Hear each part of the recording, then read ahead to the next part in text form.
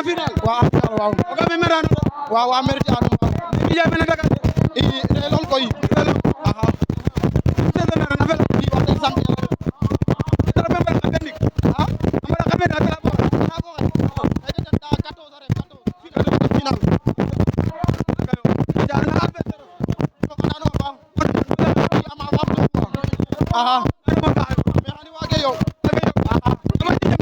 non comme d'habitude rek sport rek waji no foges quoi xale ka ndef na ci bilay gidma den fop sant a den a sona son nomi quoi surtout boy kem yoon da ten serin a sona son nomi quoi limanga rek kam jupka garage fop sant kelep ne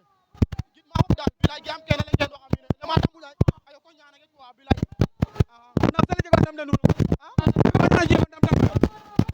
jega wa na jema ndam ndam i wax dëgg sant Yàlla we ndamete moom wax dëgg Yàlla we fukki dërëm den fo xaar baxay den bilay mais content no den a paax a paax bilay wa yaboy fop